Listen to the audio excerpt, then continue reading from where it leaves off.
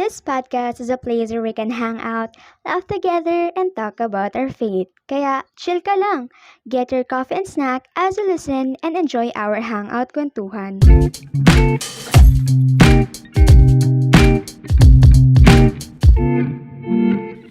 This is Soul's Hangout! And again, we're back. And ngayon, may mga kasama naman tayong new set of friends. So, pakilala naman natin sila. To start with... Hi, I'm Krisha Banaag. You can call me Isha. Kasi parehas tayo. Yeah. So, paano yun? Isha 2 ako. Oo, Isha 2. Isha 2 Ganon. na lang ako. I'm 20 years old. Magta-21 na ako. Happy From birthday. PLB. Yes, let's go PLVians. And And ayun, hi, my name is Jonalyn Lariba, and kapatid ako ni Romelyn, and I'm Yeah. also 20 years. Charot. Ay, wala na ba Ate Romelyn, or... Di ba nakakala yung edad natin eh? wow. Joke lang. I'm 20 years old, and nag-aaral ako ngayon sa National Teachers College. Yeah, let's go mga manika. Shout out pala sa mga taga-NTC dyan! Let's go! Wash her out. And again, of course, to our main guests, Ate Ai and Kuya Brent. And ayun, since we are with our new friends, based sa mga napag-usapan natin earlier, di ba parang super overwhelming siya, and we heard a lot of stories and some painful testimonies, but then God led everyone into one purpose. So, ayun, magkaroon muna tayo tonight ng short icebreaker. So, bagong-bago tong lalaroin natin, hindi nyo to alam. Ayun, so ang lalaroin natin tonight ay this or that. So, tatanungin ko lang kayo, papapiliin ko kayo between two things, and sabihin nyo lang kung ano yung mas prefer nyo dun sa dalawang bagay na yun. So, mag-start tayo kay Ate Ai. So first, reading or writing? Writing, ayan. Writing talaga. Writing. Ayan, next, composing or cover? Cover. Wow. Next, videos or picture? Videos. Videos. Next is siya, listening or watching? Listening. Oh, and Ate Ai, ice or hot? Ice or hot? Ice. Sa mga coffee siguro to, mga coffee siguro. Ayan, next, Jonalyn, studying or working? Studying. Oh! Totoo yan ah. Next, Kuya Brent, ito maganda. Oceans or mountain? Oceans or mountain? Turn between two eh. Wala, kailangan isa lang. Oceans. Oceans, okay. Mabilis. Ate Ai. Si Isha muna. Si Isha. No, si Isha, si Ikaw na. Isha. Okay, si Isha na pala. Movies or series? Series. Series. You wanna watch long-term keme, ganon. Next, Ate Ai. Sweet or salty? Sweet. Okay. Jonalyn, teleport or time travel? Teleport. Teleport. Timeport. Pwede ba yun? Timeport. Kuya Brent. Night owl or early bird? Night out. Oh, Isha. City or countryside? City side. City side. Ayos yun ah. Bakit niya i-mix? Sa gilid ng bahay. Countryside. Countryside. Okay. Ate Ai, rainy or sunny? Rainy. Okay, same. Jonalyn, Facebook or IG? IG. Yes. Nakadeactivate. Kuya Brent, art gallery or history museum? Shucks. Art gallery or Bakit history ang- museum? Ang hirap nung mga sa akin kasi Pasok to, parehas kasi yun pasok. eh. Parehas kasi yun mga gusto ko eh. Siguro One art lang. gallery. Art gallery. Isha, stay Ayokong in or binabalikan stay yung up? Stay up. Stay up. Huwag ka matutulog ah. Ate Ai, ito ang ganda nito. Hug or handshake? Hug. Hug, of course. Jonalyn, sunrise or sunset? Sunset. Reset. Last question, is siya black or colored? When it comes sa hair black hair or Actually, gusto colored? ko colored. Yeah. Anong color? Pink. Hindi. Sa itim kong to pink. White. Hindi, ano lang talaga ako, light brown lang talaga yung gusto ko. Yeah. So, Bawal sa PLB. Bawal ba? okay, ayun. Palakpakan naman natin yung isa't isa sa ating short icebreaker. Yes. So, ayun. Nalaman natin yung mga preferences ng bawat isa. Kung ano ba yung mas gusto nila, if sunny or rainy or ganto ganyan. Ngayon naman, if last time na takal nga natin kung ano yung mga trip natin sa buhay, yan. Alam na natin yung kay Ate Aye and yung kay Kuya Brent. Ngayon naman, tanungin natin si Isha and si Jonalyn ng very quick. So, si Jonalyn muna. Kung ano ba yung mga gusto mo? Ano ba yung mga trip mo sa life? Ganun. Sa ngayon ha, ang trip ko ngayon ay mag-travel talaga. Yeah. Kasi, ayun, dahil Dahil pera yan, girl. God will provide! Ano ba? Nag-provide si Pang-travel.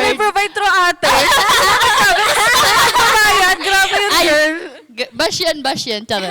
Hindi, ayun nga. Pero yun, masaya mag-travel ngayon, lalo na syempre, bakasyon. Yeah. And syempre, masayang tignan yung mga creation ng Lord. Yun yung trip ko ngayon. And talagang, tsaka more on ako eh. Gusto ko ng character development, mag-improve yung character ko talaga. Para nasa ganun, talagang makapag-impart din sa buhay ng mga kaklase ko. Yeah. So, yun yung cravings ko ngayon. Yun Yes. yung parang trip ko. Wow, very meaningful ganap sa life. And next naman si Isha, tanungin natin. Sa akin, actually ngayon, yung pinaka talagang gusto ko, yung magkaroon ako ng intimate relationship sa mga taong lagi kong kasama. Kasi madaldal kasi talaga ako. So parang gusto kong gamitin yung pagkadaldal ko to know them more. Parang ganun. Ganun yung gusto ko ngayon. Kasi parang, sabi ko nga, meron nga akong inano nun na parang gusto ko tahimik na lang ako. Pero ang ending, di ko pa rin talaga nagagawang maging tahimik. Bali talagang nakikipag-usap pa rin ako. Kasi yung love language ko kasi, quality time. So I love having quality time dun sa mga taong lagi kong nakakasama. Nice. And it's amazing to hear na yun yung into si Isha ngayon na gusto niya together with her loved ones na mga tinetreasure and vinavalue na talagang mga person. And speaking of value, napag-usapan natin last week na, ayun nga, especially si Ate Ayan, si Kuya Brent, na vinavalue nila yung pagtugtog nila, yung music nila, yung lilid nila ng worship sa church, ganto ganyan. And along with that, na vinavalue nila yun, parang may significance kasi why they value those kinds of things. Ayun nga, yung pagkanta, yung pagtugtog, and kung ano yung ginagalawan nila inside the worship team, inside the music ministry. So, this question is very personal din, again. Nabanggit nga nila na, ayun, they are very musically inclined kasi family din, background ng family. So, my question is there any moment ng life ninyo na you wanna be different, you want to take a different path away from your family's, aligned from your family's line of skills or talent? Kasi nga, nabanggit ni Ate Ay last week na tumutugtog yung family niya rin, yung papa niya sa church, kumakanta din, and even Kuya Brent din na yung family talaga parang into music. Kasi diba parang may mga ganong instances in life na parang kung ano yung line na nilalakaran ng family mo, parang dun ka na dapat. So, ayun, may mga times ba in your life na you wanna be different? Kasi of course, may sarili-sarili tayong mga preferences. Ayun nga, may sarili-sarili tayong mga desires. So, meron bang mga moments in your life na you wanna take differently? So, Kuya Brent first. Sa akin, oo at hindi. Why oo at hindi? Hindi, kasi sa hindi muna sa oo muna tayo pala. Oo, kaya ko gustong mag-other path, ganun. Kasi, wala ang nakikita ko kasi sa, common, Yeah. ganon. Kasi, tayo mga Pinoy kasi, we intend na magkaroon ng ugali na ayoko nang may kagaya. Yeah. Di ba? So, ayun, oo, nag-try din ako. So, nag-into media din ako. Photography, videography, films. Yeah. Into din ako doon. And ano pa ba? Ang dami ko, actually, I am a self-proclaimed jack din kasi. Anong jack? Jack of all trades. Ang dami kong trip sa buhay. Sa media, sa music, sa, ano pa ba? Basta madami. Hindi ko na ma-mention. Yeah. Pero ayun nga, oo, nag-try din ako ng napakadami. Pero at the end, kaya hindi. Kasi, ang galing ko lang din talaga dun eh. Nag-excel ka in that. Oo, nag-try din ako ng iba, pero bumabalik pa rin ako sa music. So, music, nagkaroon ako ng mga bandmates. Actually, tumutugtog ako sa labas dati, no? Malapit dyan sa GMA, sa may QC. Yan, marami dyan. Wag na. Tumutugtog ako as sessionista, meaning parang on-call ako kung wala silang gitarista. Actually, gitarista kasi ako or bahista. Nagbe-bass din kasi ako. Actually, lahat naman yata ng instrument nagpe-play ko din. So, ayun. Oo at hindi. Okay. Oo at hindi. Very confusing siya. Pero at the same time, talagang you really find your passion igniting in music talaga. Oo. Yeah. Kasi, ayun nga, sabi ko, ang hirap nga kasing layuan ng mga, ano mo na, strength mo na. Ganun. Okay. So, let's hear it from Ate Ay naman. Sa akin actually, ano ba tayo? Music. Charot lang. Hindi kasi si Papa, marunong siya mag-gitara, marunong din siya kumanta. Si Mama, saktuhan lang ganun. Pero worship leader dati si Mama. Wow. Ano lang siya, yung parang basta makanta ganun. Pero hindi siya ganun talaga totally singer na singer. Dahil nga kami kasi, ako 4 years old pa lang ako, nandito na ako sa church na to eh. So parang lahat na ng instrumento dito nahawakan na namin. Wow. Kaya doon kami natuto. Salma si Bebe. Bebe no. Si Jonaline. ayaw nila. Or Jo. Jo. Jo. Yarjo. Yan. So, si Bebe. Ayun ba? Sorry, you're always be my Bebe. Then si Jonaline, hindi naman namin siya tinuruan na mag-gitara ka, ganyan. Hindi namin siya tinuruan mag-piano, mag-drums, ganyan. Pero dahil lagi nga siya na-expose, doon na siya natuto. So, yung tanong na naisip ko ba na magbago, umalis doon sa ganun. Actually, ang music kasi hindi mo na maalis sa puso ng tao. Yeah. Sa totoo lang yung music, ko siya, pang-distress ko talaga siya. Yeah. Kaya hindi ko talaga siya, pag nasa bahay ako, napapagod na ako, ganyan, nasusobrahan na ako sa work, parang sobrang occupied na ng utak ko. Ang number 1 talaga na lagi kong ginagawa, it's either magkape, tapos tutugtog ako. Magtutugtog Yeah. ako ng piano, gigitara ako, ganyan. Pero hindi ako ang pinakaiba namin ni Brent, siya, talagang sobrang inaaral niya, ganun. Parang sobrang sinisipra niya ng sinisipra. Ako makatugtog lang talaga. So, parang ate, like parang as long as marunong ka Oo, pa mag-play, ganon. Pagdating sa pagtugtog kasi, parang ayoko kasi, dati kasi pinipilit na ako mag-lead guitar. Nagawa ko naman siya before. Kaso parang hindi ko talaga ganun. Parang ayoko talaga. Gusto ko rhythm lang ako. Kaya yun lang talaga yung inaaral ko. Tapos, ang pinakaminahal ko talaga sa musika, pagkanta. Yeah. So yun talaga yung mas ini-improve ko. Talagang sa bahay, naririnig ako ni Bebe, wag. Wag daw. Hindi, parang yun yung fast talk. Hindi yun. So ang tag dito, naririnig ni Bebe talagang nagpa-practice talaga ako sa bahay, ganyan. Ayun, sobrang mahal ko talaga yung pagkanta kasi expression of emotion ko yun eh. So, parang hindi ko naisip na bibitawan ko yung musika. Never talaga. Parang until death, kahit sa susunod na generation, ipapasa ko yun. Yeah. Ayun. Nag-aantay na kami ng next Ayun. Grabe. Waiting. Kung si Kuya Brent, medyo 50-50 pa siya. Si Ate Ay naman, certain 100% na never sumagi sa mind niya na magpalit ng path in her own way. So, let's ask naman Jonaline, since, ayun, kapatid ka ni Ate Ay. Like, di ba parang you are known as family of singers or instrumentalists, ganon. Ayun. Ayun. Dalariba Sisters. Yes. Ayun. So, parang ikaw ba, may mga moments na you want to be different from theirs? Actually, yun nga. Kasi talagang si Mama din talaga yung nagturo sa akin kumanta. At ang pinaka naalala kong tinuro niya sa akin yung All By Myself. Kasi Wow. pag pinakinggan niyo yun, birit talaga yun. So, Yeah. yung inaabot, hindi din, mga sample. Pero, doon talaga kami pinalaki ni Mama sa pagkanta. And yun nga, yung paggitara, tinuro na lang sa akin yun ni Papa, hindi ko pa alam yung tawag. Basta inaano na lang, ginigiyan niya lang yung daliri ko sa gitara, ganyan, tapos nalalaman ko na. And siguro sa akin, yes, kasi bukod sa music, inclined din ako sa sports. Yeah. So, doon na rin nahati yung puso ko nung nag-high school na ako. Nag-athletics ako, 2 years athletics, nag-badminton, nag-volleyball. Lahat sinubukan ko sports.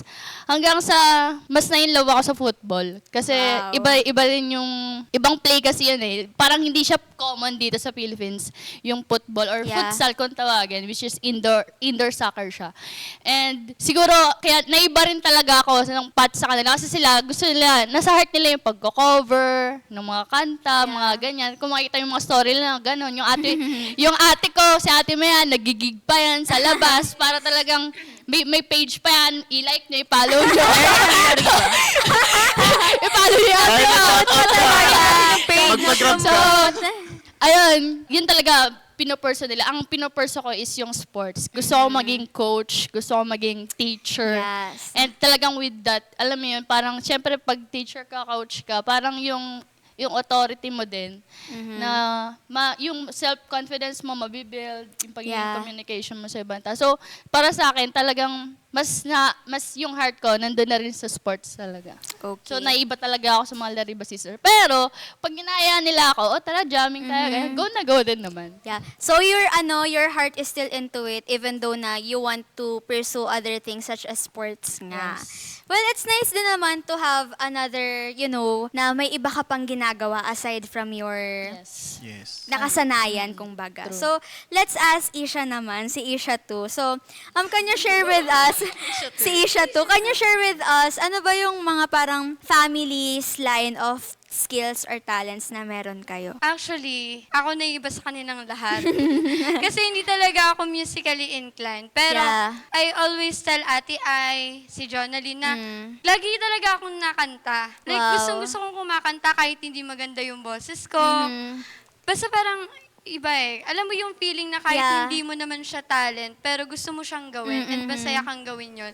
Minsan nga tinatanong ko sila Ate Ai na, pwede pa yun? Pwede pa bang matutunan yun? Yeah. Pwede pa bang gawanda yung boses ko? Naman. Ganon. Na parang, ano ba yan? Pinapractice ba yan? Kailangan ba? Yeah. May gagayan ka ba dyan? Parang lagi kong tinatanong sa kanila. Sabay ka sa practice niya. Yung pala yun. Kaya, Yun pala. pero actually, masasabi ko talaga na kahit hindi ko siya, sinasabi ko na, alam mo, pagdating sa talent, lagi kong sinasabi na sayaw na lang. Kasi talagang parang yung pagkanta, parang ang layo-layo sa akin. Pero lagi ko siyang ginagawa. Parang ang weird, di ba? Kasi lagi kong kiniklaim na hindi ko talent yung pagkanta, pero lagi ko siyang ginagawa. Yeah. Di ba? Kasi sinasabi ko lang kasi hindi maganda yung, parang may sasabihin ka, Oo. te. Ate Ai has something to say. Hindi kasi bago ako kumanta talaga, hindi talaga ako kumakanta. Yung kapatid ko, yung panganay, ayun talaga, singer talaga. Yung Yeah. sumasali siya ng competition. Ako, para lang mapakanta ako ng nanay ko, di ba, magkakaraoke kami, ganyan. Tatapatan niya yun ng pera para lang kumanta ako. Kailangan may parang may Oo, lagay. may suhol. May lagay. Oo, ganun. Parang kailangan niya pa talaga akong pilitin para Yeah. kumanta. Hanggang sa, before, mga kabataan, ganyan, mahilig sa special number. Pag kumakanta ako, naiinis ako sa boses ko kasi sa kanila parang, wow, ang ganda ng boses nila, parang ang matured. Tapos ako pag kumanta, parang nene. Oo. Ang nene talaga ng tunog. Hanggang sa, ewan ko, siguro talagang pag pinagamit mo naman kay Lord yung Yes. talent mo, madedevelop siya naman, dedevelop. Amen. Ngayon, masabi ko naman, umayos naman yung boses Yeah. ko. Kaya Isha, May pag-asa pa. May pag-asa ka pa. Kaya nga, di ba, pag nagpapatugtog ako sa gabi ng worship song, ganyan, tapos kakanta ako malakas kahit 2:00 na, sumasabay si Kuya, di ba, yung kinanta ko sa inyo. Cute. Pero, promise. Di yun, lagi akong talagang nagkapatugtog, tapos lagi kong gustong sabayan. Kaya minsan, pag may ginagawa ako, like, nagsusulat ako, kaya nga minsan, nung inaya nila ako mag-devotion, tapos sabi nila, Google Meet tayo, tapos background, para may background music. Sabi Yeah. ko, Lord, baka di na ako makapagsulat, kumanta na lang ako the whole time. Kasi ganun ako, parang pag may kanta, hindi na ako makakagawa. Kakanta na lang ako, sasabayin ko na lang siya the whole time. Pero yung passion ko talaga, sa sports din talaga ako. Actually, badminton player ako. Parang sinasabi Yeah. sa akin ni Lord, parang sinasabi ko, Lord, gusto ko talagang kumanta. Tapos sasabi ni Lord, anak, ang galing mo mag-badminton. Diba, parang mic yung badminton. Parang sabi ni Lord, anak, ang galing-galing mo mag-badminton. Parang badminton ka na. Parang gano'n. Nasa iba pala yung leading. Pero ayun, lagi naman talagang dadalhin tayo ng Lord sa kung saan yung passion talaga natin. Pero Lord, baka naman. Hindi, gusto ko talagang, hindi ko gusto magganyan agad, mag-lead agad. Pero lagi ko sinasabi sa Lord na gusto ko to, gusto ko yung ginagawa ko, gusto kong kumakanta ako. Kahit hindi naman wala sa tono, di ba, te? Yeah. Nagtanong. Pero ayun, yun talaga. Pero I'm into sports talaga. Sa mga mga gustong matuto when it comes sa mga, hindi lang sa talents through music, lalo na sa mga skills. Kung gusto nyong mahon yung mga skills nyo, practicein nyo lang. Promise. Yeah. This is from perfectionist. Wow. Hindi, legit. Kasi ako siguro napapansin din yun ng mga ka-worship team. Ayoko nung hasi-hasi lang. Pero alam nyo, kapag pinapractice nyo every time, yung gusto nyong matutunan, kahit yan sa mapa-academics man yan, mapa-skills, talents, etc. Or sports. Di ba? Tignan nyo si Steph Curry. Di ba? Simula nun, hindi naman yun, hindi naman yun laging magaling na mag 3 points agad eh. Magmamagnet 3 points. Ang sabi niya doon last time kung naalala ko, everyday nag-shoot out siya ng 500, Wow. ganun. Pumasok man yun o hindi. So same thing sa mga skills natin, you need to So may pag-asa. Oo. There's always a hope. Meron. So, ayun. Tip lang yun Yeah. From Master Brent. Ayan, we hear sa kanilang lahat, 'di ba? 3 of them na parang very musically inclined talaga, na parang, uy, dito na talaga ako. While Isha naman parang she wanna pursue something that, alam niyo yun, parang hindi siya gifted sa paningin niya. Pero yun nga, gaya nga ng mga sinabi nila Ate Ai, nila Kuya Brent, na it takes time talaga and it takes effort and practice to make a progress, sabi nga, Yes. 'di ba? So, ayun, kaya sa mga viewers natin na gustong mag-try ng mga passions nila na parang feeling nila hindi for them, or mga bagay na they wanted to do pero ayun nga, very restricted sila kasi nga feeling nila ganito lang sila dahil din sa mga kakayahan nila itself, you should take 1% a day. Yun nga, na parang everyday subukan natin talaga na mag-level up, na magkaroon tayo ng progress within ourselves. Right. Yes. Ayun. So, for our last questions na lang din, since lahat naman tayo is very musically into, like, 'di ba, tumutugtog, kumakanta, hilig kumanta, and even me, ang hilig ko rin sa music. So, let me ask you all if paano nyo ba mas napapagamit pa sa Lord yung mga gantong kind of passion? Ayun nga, yung kay Isha, yung hilig niya sa pagkanta, nagagamit niya sa quiet time niya. Before siya mag-devotion, she always play worship song and worship God alone. So, aside from that, paano ba natin mas napapagamit pa sa Lord yung mga ganong kind of skills natin? So, gusto kong tanungin muna at first si Bebe kasi she is, si Jonalyn. Si Jo na Mabiblip na lang yun. since may isa pa siya kasing pinupursue pa, which is nga yung sports. So parang how do you handle or manage glorifying God at the same time enjoying the things you love, especially sports and music? So, sa una muna siguro dun tayo sa sports. Kasi, para sa akin, ito yung nakita ko sa sports kasi. Parang nakikita natin yung kapwa natin Pilipino na nanalo sa Asian Games, sa Yeah. SEA Games. Nakikita natin sila, lagi din nilang kino-quote si Lord. Syempre, kumbaga may faith talaga sila kay Lord na mananalo sila. And nakikita natin na yung relationship nila sa Lord as a player and as parang, kumbaga yung silang player mismo, hindi sila dumidepende sa kanilang sariling strength. So, yun nga, sinasabi natin na nag-ensayo sila araw-araw, nagpe-pray din sila. So ako naman, gusto kong pinagkaiba ako kapag talagang naging part ako ng malaking team ng football dyan. So, ang pinaka-gusto kong parang makikita nila sa akin si Lord is that hindi ako yung nag-glorify sa mga achievements ko, kundi si Lord. Yeah. And with that, That's nice. na kapag may achievement ako, si Lord talaga yung una kong i-mention. Yeah. Then, alam mo yun, syempre pag achievement na nakita sa'yo ng tao, alam nilang may faith ka, alam nilang naghihirap ka. And sa akin, yun yung stand ko. And with that din, syempre kapag sikat ka na, parang ang dali-dali mo maka-influence ng mga Yes, tao. totoo. And yun nga, hindi kung papalarin, magiging coach ako. And pag naging coach ako ng Amen. isang sports, hindi lang sa football, kung syempre, yun nga, yung tinitake ko ngayon is physical education. Yeah. So, pag naging teacher na ako, parang sa loob ng classroom yung purpose ko na ma-share yung gospel sa kanila sa loob ng classroom na yun, talagang yun yung gusto ko, kung bakit din ako nagtitake ng education. Yeah. Kasi yun yung binigay na vision sa akin ni Lord. At yun yung gusto kong lakaran, hindi lang sa school, maging kung magtatayo man ako ako ng sarili kong team, may share ko din sa kanila Yeah. yung Word of God. And pagdating naman sa music, ayan, syempre, papagamit ko talaga yung mga talents na binigay sa akin ni Lord. Kasi Yes. imagine, since birth, nandito na ako sa simbahang ito.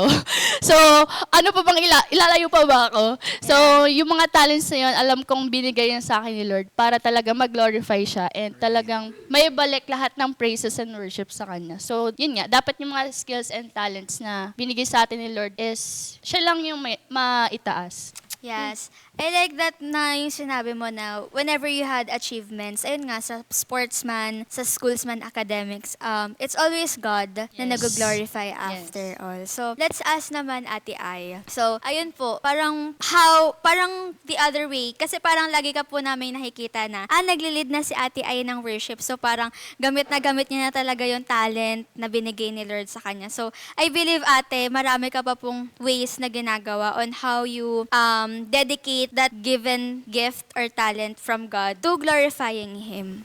Sa totoo lang, pag music yung usapan, ano ba?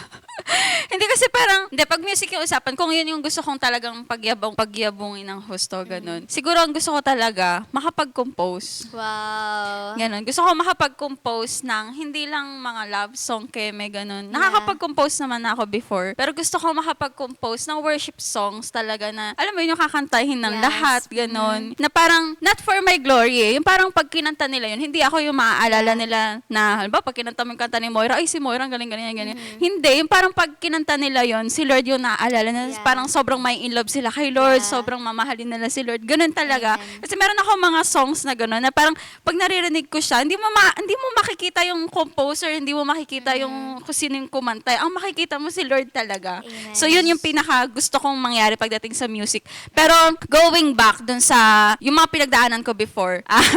So going back, ano ba naman kasing paaya, girl? Very homey eh. Hindi ko na talaga tropa tayo. Yan, so ayun, going back dun sa mga napag-usapan natin nakaraan, di ba nga, parang ibinilig ako ng Lord sa art. So, aside from music talaga, ang pinaka-passion ko talaga is, yun nga, arts Yeah. and crafts, ganyan. So, parang simula nung naintindihan ko na gusto sa akin ng Lord na mag-business ako, yun na yung mas above sa music. Yeah. Parang ito yung music, yung business, yun na talaga yung parang pinaka-puso ko talaga. Kung meron man akong ipopursue, business talaga. Yeah. Kasi, syempre, tumatanda na rin tayo, di ba, ganyan. And gusto ko rin, ewan ko, merong dream si Lord sa akin na nilagay niya, na through business talaga, makakapag-support ako ng, hindi, re-reveal, charot lang, hindi. Baka kasi hindi, joke lang, Lord. Sabihin doon. Hindi, yun. Ang dream talaga, ang burden na nilagay sa akin ng Lord, through my business, makakapag-support ako ng mga campus ministers. Yes. Kasi naranasan Amen. kong mag-campus. Yeah. Actually, nitong nakaraang taon lang, di ba, nagka-campus ministry kami. Tapos, sobrang bigat ng cost ng pagdi-disciple, sobrang bigat ng cost ng pagka-campus ministry. Yeah. Ganyan. So, parang nilalagay ng Lord sa heart ko na, gusto ko dumating yung time na nagsusupport ako ng mga campus ministers nang hindi na nila kailangang mamroblema ng Paano kung saan nila, magse-cell group? paano sila magse-cell group. Kasi may mga disciple ako na gano'n, na nag-open sila na, ate, gusto ko mag-cell group sana, kaso ganito, ganyan. Yung di na kaya ng baon ko. Parang nasasayang yung potential nila kung sa financial aspect lang gano'n. Although, the Lord, lagi naman siya nagpo-provide, basta may willing ka, ganyan. Pero, ayun nga yung hinihiling ko kay Lord, na Lord, gusto ko maging channel of Amen. blessing para sa mga students. Na as in talaga, minsan kinukomputan ko si Lord, ganito yung gusto kong sales, ganito yung Yeah. Lord, gagawa ako ng isang organization, tas ganito yung pangalan. Meron Wow. akong mga talagang inaano kay Lord na parang joy ko yon na Yeah. magawa ko siya. Kaya sabi ko talaga sa Lord, kung meron man akong pinakaseseryosoin sa buhay, pag nenegosyo talaga. Kasi alam niya naman yung heart ko, alam niya na ayoko lang na yung parang yumaman ka lang or Yeah. ganun, parang umangat lang yung buhay mo. Kundi talagang all for the advancement ng kingdom ng Amen. Panginoon. So, dun ko mas nakikita yung purpose ng buhay ko aside from sa music. Ayun. Amen. So, sa lahat ng mga disciples ni Ate Ai, wala na kayong reasons para hindi mag-cell group. May pasok tayo bukas. May trabaho bukas. Narinig niyo yun? Ayun. Totoo na grabe yung heart ni Ate Ai to really help and extend a hand to not just her disciples but to everyone na talagang nagsa-struggle into those aspect ng pagde-disciples. And to end that, ayun nga, talagang we had so many ways na pwede nating magawa, ipagamit sa Lord. And not just that kasi along the way na parang habang ngayon, students pa lang tayo, diba? Parang we always thought na, ay limited pa lang ako, limited pa lang yung skills ko, limited pa lang yung meron ako. But God will literally make a way, diba? Kung paano niya nga hinati yung dagat para lang sa mga Israelites para makapass through sila. Ganun din yung faithfulness na ipapakita ng Lord sa buhay ng bawat isa. Whenever we face struggles or waves in lives natin. Ayun nga, sa ministry, sa pag-evangelize and everything. And to end our kwentuhan tonight, again, I am your host, Isha, and I am together with Ate Ai, Kuya Browns! Isha too. Isha to, and Ate Jo. And this is Souls Hangout! If umabot ka sa part na to, please comment down your campus or just comment heart emoji if you're already working. We want to know where you came from. See you again next week, souls! oh, parang diba? Nagsasuggest ka na. Ngayon, Parang may, kung di mo kilala yung para sa akin, may sasabihin. Oo. Lord, kung nahihirapan ka pumili, ako napipili. Ganon, di ba? So, ganon kadalasan ang puso ng tao.